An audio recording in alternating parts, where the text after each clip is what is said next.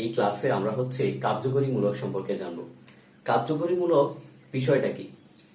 কার্যকরী মূলক হলো অর্থাৎ কোনো যৌগযোগে বিদ্যমান পরমাণু অথবা পরমাণু গোষ্ঠী। আমরা একটু খেয়াল করি, কোনো যৌগযোগে বিদ্যমান কোনো যৌগযোগে বিদ্যমান পরমাণু অথবা পরমাণু গোষ্ঠী। কি বললাম কথাটা? পরমাণু অথবা পরমাণু গোষ্ঠী, বা পরমাণু গোষ্ঠীকে আমরা মূলক বলতে পারি, ঠিক আছে? তাহলে পরমাণু অথবা পরমাণু গোষ্ঠী বা মূলক, পরমাণু গোষ্ঠী বা হচ্ছে মূলক। ওকে, মূলক যা কি করে? ওই যৌগের ভৌত এবং রাসায়নিক ধর্ম নির্ধারণ করে। যা কি করে? যা ওই যৌগের ভৌত ও রাসায়নিক ধর্ম নির্ধারণ করে। ভৌত ও রাসায়নিক ধর্ম নির্ধারণ করে। ওকে, এই সংজ্ঞা থেকে আমরা অনেক কিছু জানতে পারবো। ধর্ম নির্ধারণ করে। তাহলে আমরা একটু খেয়াল করি, আমাদের কার্যকরী মূলক হচ্ছে কোনো যৌগযোগে বিদ্যমান পরমাণু বা পরমাণু গোষ্ঠী বা মূলক। ওকে, যেটা কি করে? ওই যৌগের ভৌত রাসায়নিক ধর্ম নির্ধারণ করে। যেমন আমরা একটু খেয়াল করি, আমরা এটা খেয়াল করি, যেমন CH3CH2OH, তারপরে CH3 CH2CHO, ঠিক আছে? ওকে, তো এখানে একটু খেয়াল করি আমরা, তাহলে CH3CH2OH অথবা CH3CH2 এই যে CHO, আমরা এই যে দুইটা যৌগ, যেমন আমরা একদম দেখেই কিন্তু আমরা বলতে পারি এটা হলো অ্যালকোহল, আর এটা হলো অ্যালডিহাইড। কি বলতে পারি?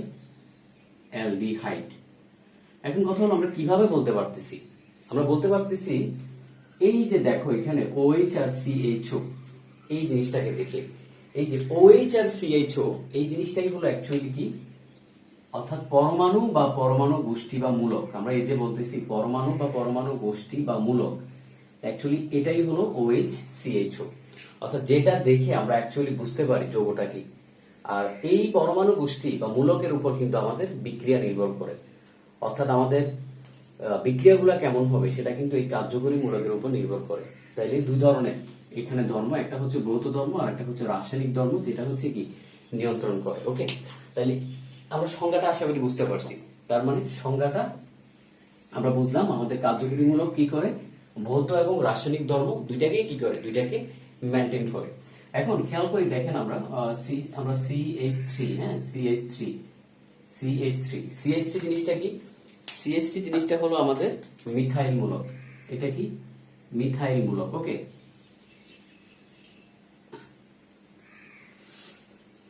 তারপর হচ্ছে CH3CH2 যদি এরকম হয় তাহলে সেটা কি?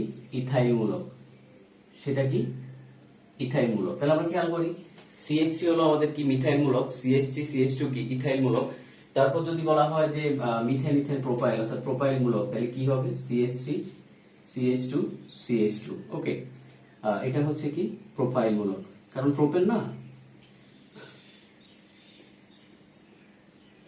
আচ্ছা, এখন এই যে মিথাইল, ইথাইল, প্রোপাইল, এদেরকে একসাথে কিন্তু আমরা এভাবে লিখতে পারি, আর দিয়ে লিখতে পারি, আর। ওকে, আর বা অ্যালকাইল মূলক নাকি, আমরা কিন্তু আর দিয়ে লিখতে পারি। তার মানে আর ইকুয়াল টু হচ্ছে অ্যালকাইল মূলক। অর্থাৎ আমরা যদি কখনো এই আরটা দেখি, আমরা বুঝবো যে সেখানে এরকম থাকতে পারে, মিথাইল মূলক থাকতে পারে, ইথাইল মূলক থাকতে পারে, প্রোপাইল মূলক থাকতে পারে। হ্যাঁ, আমি যখন স্টুডেন্ট ছিলাম আমি ভাবতাম যে মানে আর মানে মনে হয় শুধু CH3 মানে মিথাইল মূলক, মানে এটা নিয়ে আমার ধারণা হয় খুবই পরে, মানে অর্গানিক কেমিস্ট্রি পড়ার খুবই পরে আসলে এই জিনিসটা নিয়ে আমার কনসেপ্ট ক্লিয়ার হয়। সো এই বিষয়টা কিন্তু আমরা একটু মাথায় রাখবো। তার মানে আমরা CH3 এর পরিবর্তে আমরা চাইলে আর লিখতে পারি, CH3CH2 এর পরিবর্তে আমরা চাইলে আর লিখতে পারি, CH3CH2CH2 এর পরিবর্তে আমরা চাইলে আর লিখতে পারি। ওকে, আচ্ছা, তাহলে এই গেল হচ্ছে আমরা দেখলাম আমাদের অ্যাকচুয়ালি কার্যকরী মূলক। এখন এখানে আমরা কয়েকটা কার্যকরী মূলক খেয়াল করি, যেমন অ্যালকেনের এই যে সংকেতটা CN, বা এটা সূত্র বলতে পারি, সূত্র CnH2n+2। এটার মানে হচ্ছে CnH2n+2 এর মানে কি? মানে হলো অ্যাকচুয়ালি দেখেন, কার্বন যদি সাপোজ একটা থাকে তাহলে হাইড্রোজেন কয়টা হবে? দুইটা প্লাস দুইটা, তাহলে হাইড্রোজেন হচ্ছে অ্যাকচুয়ালি চারটা।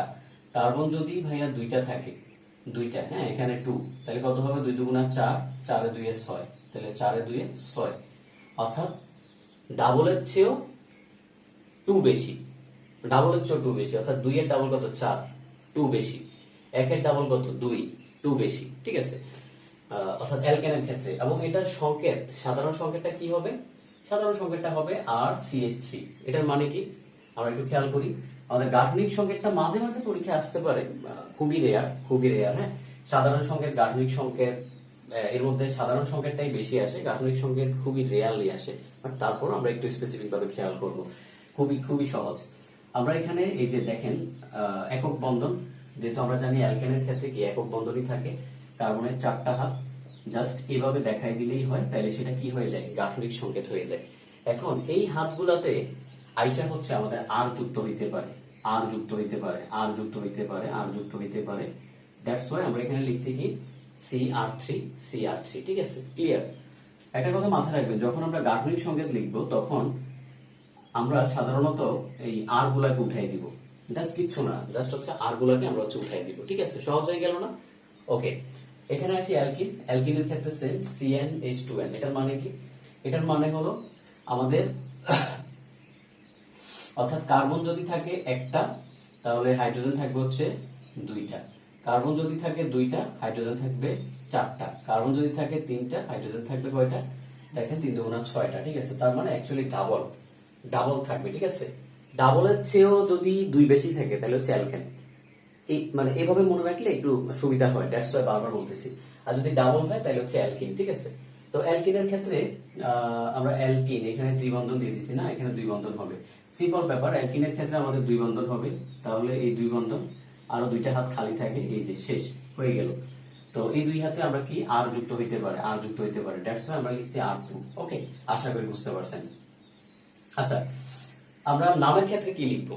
আমরা নামের ক্ষেত্রে লিখবো কি? যেমন এখানে হচ্ছে কি কার্বন কার্বন একক বন্ধন, এটা খুব বেশি ইম্পর্টেন্ট না। হ্যাঁ, এটা খুব বেশি ইম্পর্টেন্ট না, জাস্ট একটু দেখাই দেওয়া। কারণ এই ক্লাসগুলো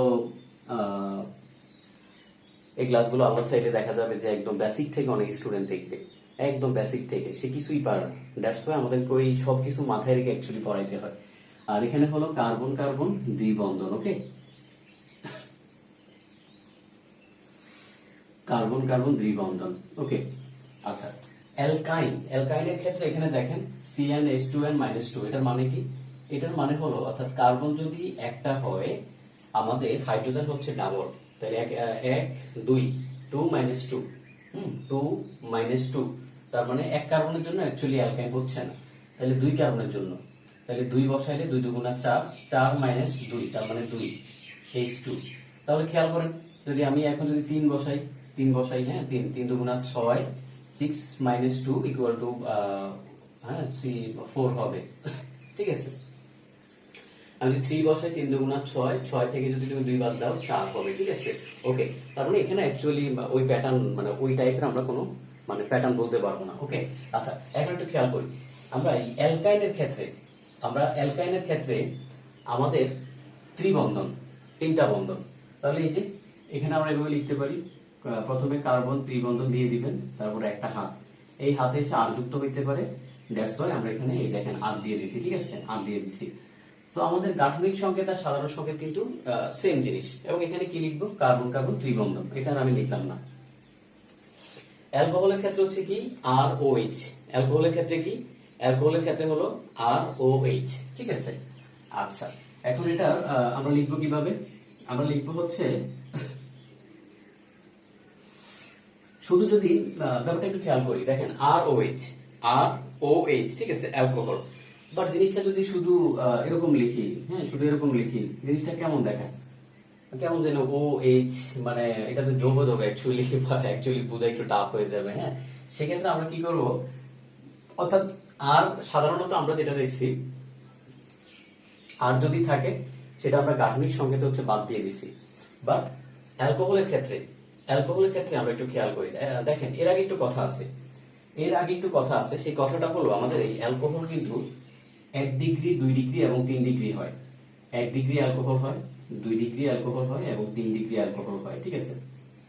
এখন 1 ডিগ্রি যে অ্যালকোহল, এখন 1 ডিগ্রি যে অ্যালকোহল আমরা 1 ডিগ্রি বলতেছি, খেয়াল করে দেখেন। প্রথমে কার্বন দেন, OH দেন, 1 ডিগ্রি। তারপরে এখানে একটা আর দিলাম, তাহলে হইলো কত, আর 2টা হাইড্রোজেন দিব, তাহলে CH2, ঠিক আছে, হয়ে গেল। আর CH2OH, এটা হচ্ছে 1 ডিগ্রি অ্যালকোহল। এটা কি 1 ডিগ্রি অ্যালকোহল। এখন আপনাদের মনে একটা কোশ্চেন জাগবে, 1 ডিগ্রি আমরা অ্যাকচুয়ালি কিভাবে বুঝি? Simple question. এখানে খেয়াল করি, কার্যকরী মূলক আছে, কার্যকরী মূলকের সাথে যুক্ত কার্বন হচ্ছে এটা, ঠিক আছে। কার্যকরী মূলকের সাথে যেই কার্বন যুক্ত থাকবে, সেই কার্বনের সাথে যত কার্বন যুক্ত থাকে তত ডিগ্রি। একটু পেঁচায় গেছে, হ্যাঁ। কার্যকরী মূলকের সাথে যেই কার্বন যুক্ত থাকবে, আছে যুক্ত এই কার্বন, ঠিক আছে। আমরা এটাকে যদি এভাবে লিখি, হাইড্রোজেনটাকে যদি আলাদা করে লিখি আর কি, হ্যাঁ, হাইড্রোজেনটাকে যদি আমরা আলাদা করে লিখি, এটা একটু বুঝতে হবে, একদম বেসিক জিনিস। হাইড্রোজেনটাকে আলাদা করে লিখলাম, সাথে সি আর আছে, তার মানে কি এখানে কার্বন আছে, আরে কার্বন আছে। তো কার্যকরী মূলকের সাথে যে কার্বন যুক্ত থাকে, সেই কার্বনের সাথে যত কার্বন যুক্ত থাকে সেটা হলো তত ডিগ্রি।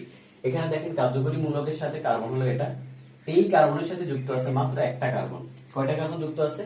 মাত্র একটা কার্বন হচ্ছে এখানে যুক্ত আছে, ঠিক আছে। দ্যাটস ওয়াই আমাদের এটা হচ্ছে 1 ডিগ্রি। এখন যদি এমন হয় যে 2 ডিগ্রি, 2 ডিগ্রির ক্ষেত্রে কি হবে? সিম্পল ব্যাপার, OH দিয়ে দেন, এখানে একটা হাইড্রোজেন দেন, এখানে একটা হাইড্রোজেন দেন, এখানে একটা আর দেন, এখানে একটা আর দেন, তাহলে হয়ে গেল 2 ডিগ্রি। কেন? কারণ কার্যকরী মূলকের সাথে দেখেন, আমাদের কার্যকরী মূলকের সাথে যেই কার্বন আছে তার সাথে 2টা কার্বন আছে, এই যে এই একটা কার্বন, আবার এই একটা কার্বন, ঠিক আছে। সিম্পল ব্যাপার, 2 ডিগ্রি। আবার দেখেন 3 ডিগ্রি যদি আঁকি, তাহলে কার্বন দিব, কার্যকরী মূলক দিব, স্ট্রাকচার লেখার এটা হলো সহজ সিস্টেম। তাহলে 3টা আর দিব, আর ওকে, হয়ে গেল 3 ডিগ্রি। কারণ কার্যকরী মূলকের সাথে 3টা কার্বন যুক্ত আছে, শেষ, 3 ডিগ্রি।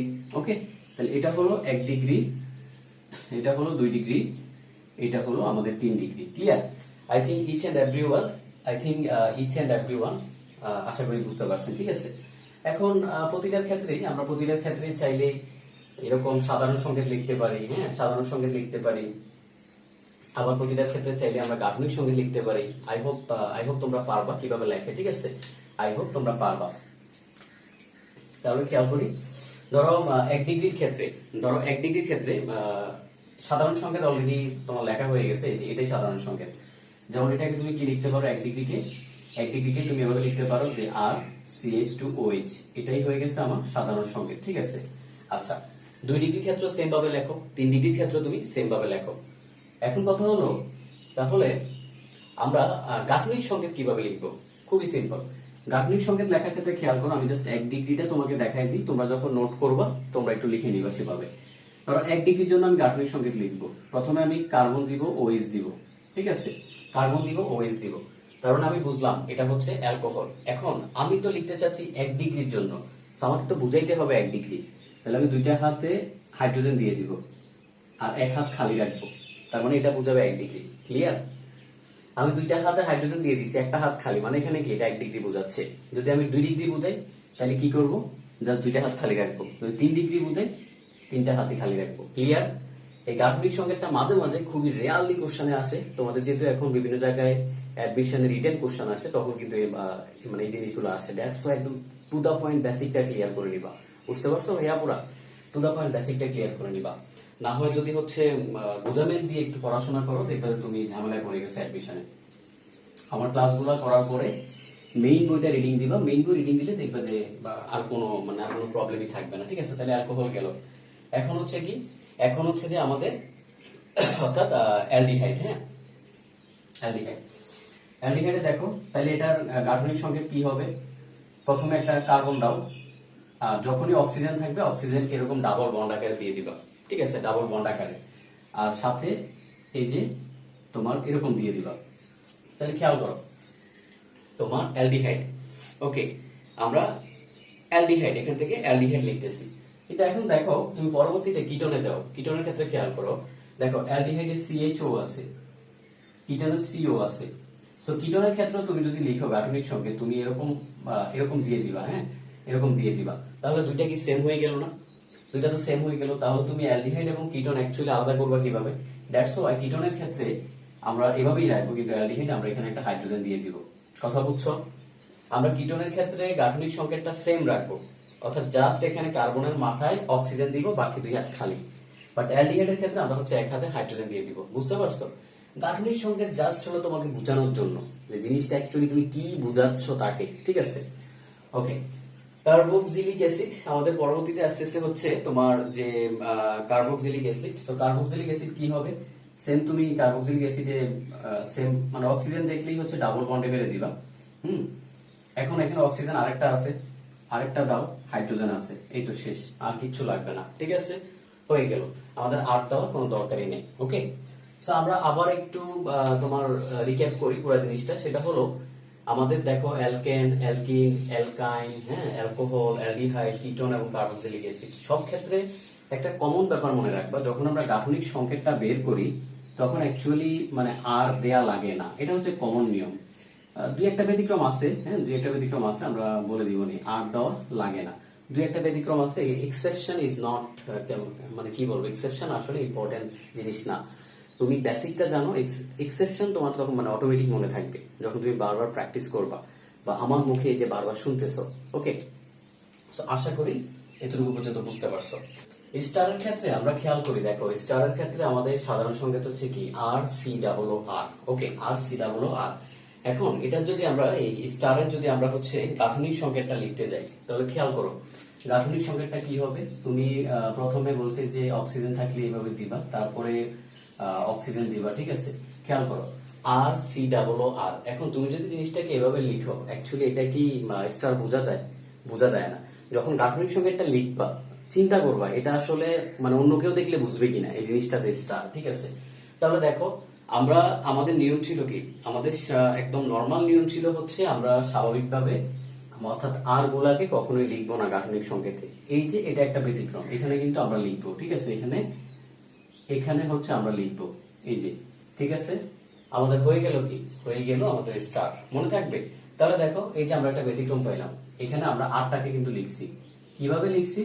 কার্বন দিয়ে। এই যে দেখো, যখনই তুমি আর কে লিখতে যাবা, আর কে রিপ্লেস করবা গাঠনিক সংকেতে, জাস্ট আর এর পরিবর্তে একটা কার্বন দিয়ে দিবা, তারপর কার্বনের চারটা হাত দিয়ে দিবা। বুঝতে পারছো? এই দুই একটা কথা হলো আমার ট্রিক্স গুলা মনে রাখবা, তাহলে তোমার জন্য ইজি হবে ওভারঅল প্রসেসটা। ওকে, তারপর দেখো আরেকটা বিষয় বলি, যেমন অ্যালডিহাইড, এটার নাম কি হবে? অ্যালডিহাইড মূলক, কিটোমূলক, এগুলো তোমরা পারবা, খুব ইজি জিনিস। তারপরে তোমার এখানে দেখো কার্বক্সিলিক অ্যাসিড, এটা কি হবে? কার্বক্সিল মূলক নাকি? আচ্ছা, এগুলো পারবা। এখন এই যে অ্যামাইড, RCONH2, তোমাদের জন্য বেশি ইম্পর্টেন্ট হচ্ছে সাধারণ সংকেত। এখান থেকে হচ্ছে একদম 100% এমসিকিউ আসবে, স্পেশালি মেডিকেলে সাধারণ সংকেত থেকে তুমি একদম শিওর থাকো তুমি একটা কোশ্চেন কমন পাবা। সো সাধারণ সংকেতটা হচ্ছে মাথায় রাখবা। তোমাকে জাস্ট বলবে অ্যামাইডের সংকেত কোনটি, RCONH2, তুমি তখন সে মানে এই জিনিসটাই পারবা না। এজন্য সাধারণ সংকেতটা হচ্ছে একদম মুখস্থর মতো রাখবা, ঠিক আছে? তো এটার তুমি গাঠনিক সংকেত কিভাবে লিখবা অ্যামাইডের? তো কার্বন যেহেতু তোমার ডাবল বন্ড আছে, এভাবে দাও, দিলাম। তারপর দেখো নাইট্রোজেন, এখন হাইড্রোজেন আছে দুইটা হাইড্রোজেন দিয়ে দাও, কারণ দুইটা হাইড্রোজেন যদি তুমি এখন একটু খেয়াল করো, এই যে আমি যে দুইটা হাইড্রোজেন দিলাম, আদৌ দেওয়ার দরকার আছে কিনা? দরকার কিন্তু নাই, তার মানে দেখো মুছে ফেলো। কারণ তুমি যদি এরকম কার্বন ডাবল বন্ড দিয়ে নাইট্রোজেন লেখো, যে কেউ বুঝবে যে এটা তুমি অ্যাকচুয়ালি অ্যামাইড বুঝাইছো, ঠিক আছে? সেরকম লেখার পরে গাঠনিক সংকেতটা চিন্তা করবা, এই মানে এটা যে আমি দিছি আদৌ দরকার কিনা। ওকে, তারপর দেখো আমাদের আমরা এখানে দেখতে পাচ্ছি হচ্ছে পরবর্তীতে অ্যামিনের ক্ষেত্রে হলো খেয়াল করো, তাহলে আমরা নাইট্রোজেন দিলাম, দুইটা হাইড্রোজেন। এখন খেয়াল করো, এই যে তুমি নাইট্রোজেন দিয়ে দুইটা হাইড্রোজেন দিছো, এটা কি অ্যাকচুয়ালি কোনো কিছু বোঝা যায়? মানে অ্যামিন যে কোনো কিছু বোঝা যাচ্ছে না, জিনিসটা কিন্তু ক্লিয়ার হচ্ছে না। খেয়াল করো এখানে অ্যামিনের, অর্থাৎ আমরা যে কাজটা করলাম যে এরকম দুইটা হাইড্রোজেন দিয়ে নাইট্রোজেনের সাথে, বাট এটা কিন্তু ক্লিয়ারলি বোঝা যাচ্ছে না। ওকে, সো দ্যাটস ওয়াই আমরা হচ্ছে এই যে আর মূলকটা আছে, আরটাকে লিখে দিব, তাহলে আরটা হচ্ছে এই যে কার্বন, চারটা হাত দিয়ে দাও, শেষ। এখন কিন্তু যে কেউ দেখলে বুঝবে এখানে একটা আর আছে, NH2, দ্যাট ইজ অ্যামিন। ওকে, বুঝতে পারছো? আচ্ছা, তাহলে গেল অ্যামিন। এবার হচ্ছে কি আমাদের, এবার হচ্ছে ইথার। তোমাদেরকে আরেকটা ট্রিক্স বলি, সেই ট্রিক্সটা হচ্ছে তোমার, আমরা সাধারণত আর গুলাকে লিখবো না। কখন লিখবো না? যখন আমাদের সেন্ট্রাল মৌল হচ্ছে কার্বন থাকে। যেমন এক্সাম্পল দিই, খেয়াল করো, যেমন কার্বন সেন্ট্রাল মৌল, দ্যাটস ওয়াই আমরা আর গুলাকে লিখি নাই, ঠিক আছে। বাট এখানে দেখো, এখানে আমাদের সেন্ট্রাল মৌল কিন্তু নাইট্রোজেন, সেন্ট্রাল মৌল। আবার এখানে দেখো, তারপরে ধরো যে সাপোজ ইথারের ক্ষেত্রে চিন্তা করি, হ্যাঁ, ইথারের ক্ষেত্রে আমরা চিন্তা করি, দেখো ইথারের ক্ষেত্রে অক্সিজেন দিলা, তো সেন্ট্রাল মৌল কিন্তু ভাইয়া অক্সিজেন, দ্যাটস ওয়াই তোমাকে কার্বন দিতে হবে, হ্যাঁ, কার্বন দিতে হবে, বুঝতে পারছো? সেন্ট্রাল মৌল যখন কার্বন থাকবে না, তখন আমাদের অ্যাকচুয়ালি আর গুলাকে দিব। তাহলে দেখো, 2-3টা কথা বলছি, তুমি কিন্তু প্যাসে পড়বা না। গাঠনিক সংকেত ইম্পর্টেন্ট ছিল না, বাট যেহেতু তোমাদের এখন বিভিন্ন ভর্তি পরীক্ষায় তোমাদের লিখিত অংশে আসে, দ্যাটস ওয়াই এটা নিয়ে বারবার গেজাচ্ছি। তাহলে দেখো, তার মানে সেন্ট্রাল মৌল যখন কার্বন থাকবে না, তখন আমরা এই জিনিসটা দিব, ওকে। তাহলে গেল হচ্ছে আমাদের ইথার। তারপর হচ্ছে কি, দেখো আমাদের নাইট্রো যৌগ, যেমন এটাই কিন্তু মেডিকেলে আসে, নাইট্রো যৌগের এটা। সো এটার ক্ষেত্রে কি হবে? এটার ক্ষেত্রে একটু সিম্পল, যেহেতু সেন্ট্রাল মৌল দেখো এখানে অ্যাকচুয়ালি নাইট্রোজেন, দ্যাটস ওয়াই আমরা কার্বনটা দিব। এই যে হয়ে গেল, ঠিক আছে। সেন্ট্রাল মৌল যখন কার্বন থাকবে না, তখন আমরা আর গুলাকে দিয়ে দিব, এটা মাথায় রাখবা, ঠিক আছে। আর সেন্ট্রাল মৌল যখন কার্বন থাকবে, তখন আমরা আর গুলাকে দিব না, okay. I think each and everyone clear. So আমাদের জানা জিনিস হলো এই সাধারণ সংকেত অংশটা, আর গাঠনিক সংকেতটাও তোমরা বোঝার ট্রাই করবা, কারণ তোমাকে এখান থেকে কোশ্চেন দিবে যে স্টারের সাধারণ সংকেত কি, তোমাকে কোশ্চেন দিবে অ্যামিনের সাধারণ সংকেত কি, তোমাকে কোশ্চেন দিবে ইথারের সাধারণ সংকেত কি, নাইট্রো যৌগের সাধারণ সংকেত কি। সাধারণ সংকেতও বলবে না, বলবে নাইট্রো যৌগের সংকেত কি, ওকে। সো আমাদের কার্যকরীমূলক এই তো শেষ হইলো। ইনশাআল্লাহ আমরা আস্তে আস্তে একদম বেসিক সহ আগাচ্ছি। আমাদের ঈদের আগে এটাই লাস্ট ক্লাস হবে, ঈদের জন্য 3-4 দিনের মতো ক্লাস আসবে না, দেন ইনশাআল্লাহ নিয়মিত 2-3টা করে লেকচার আসবে, okay. Thank you so much. সবাই ভালোভাবে ঈদ কাটাও, তোমাদের পরিবারের সাথে সুস্থ থাকো, সুন্দর থাকো, সুন্দর দিন কাটাও। সবাইকে আসসালামু আলাইকুম।